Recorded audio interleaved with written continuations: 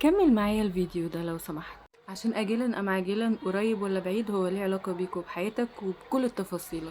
أمريكا وإسرائيل بعد لفة طويلة وقصص حزينة وابتزازات وفضايح وآخرهم أبستين ضربوا إيران. إيران ضربت دول مجلس التعاون الخليجي. أكبر دولة في دول مجلس التعاون الخليجي الستة السعودية. السعودية ضربت العراق. عكة قوي مش كده؟ طب خليني أقولك إن دول الخليج هم 8 مش 6. دول مجلس التعاون الخليجي هم اللي 6. أكبر واحدة فيهم السعودية، الإمارات، البحرين، عمان، قطر، الكويت. مين الاتنين التانيين؟ الاتنين التانيين هما دول الخليج، اللي هما الدول اللي بتطل على الخليج العربي،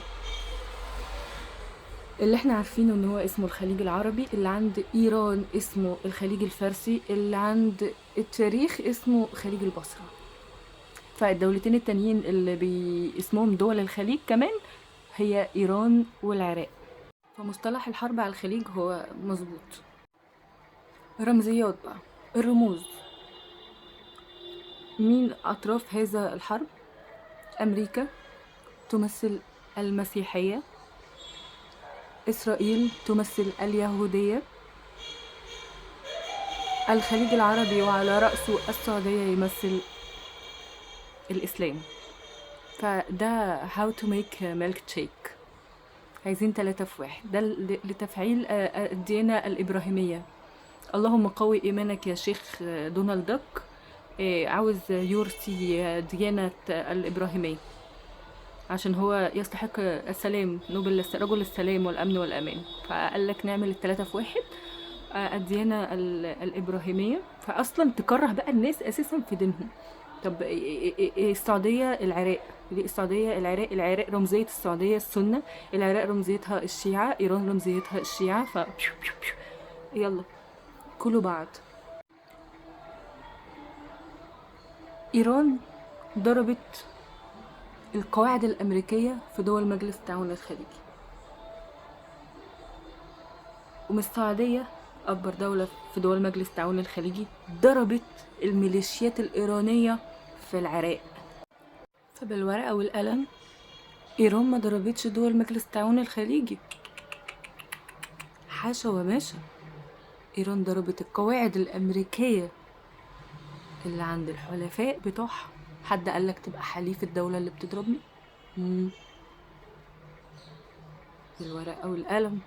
السعودية ما ضربتش العراق، السعودية ضربت ميليشيات إيران اللي ضربت السعودية. مش انتي بتضربينا؟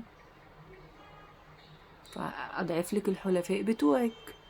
كل ده بقى الهري ده كله يفيدك انت كإنسان مصري غلبان، أنا وانت وكلنا. ما ينفعش يبقى عندنا ناس جت نفتح لها معابر وندخلها تسبوت عندنا وتعيش وتتعايش. كل الأقليات مع احترامي لكل الناس وكل الجنسيات وكل البشرية هيخشوا في أعدائهم، هيجوا يضربوهم عندنا. فاحنا عملنا أكبر ايفنت حرب في العالم. ليه؟ والناس اللي بتقول يلا اتس اوكي وهوبا، ليه؟ ازاي يعني؟ معلش. فملفات التهجير واللاجئين في مصر من اخطر واقذر الملفات اللي خيالك ما يتخيلهاش اصلا. عشان هيقولك انا مش بضرب الاراضي المصريه، مصر حبيبتنا حلفنا منذ قديم الازل. انا بضرب حماس، انا بخلص على الحوثيين، انا بصفي الارهابيين. انا ما ضربتكش انت، انا ابدتهم هما، واحنا اللي هنولع في النص.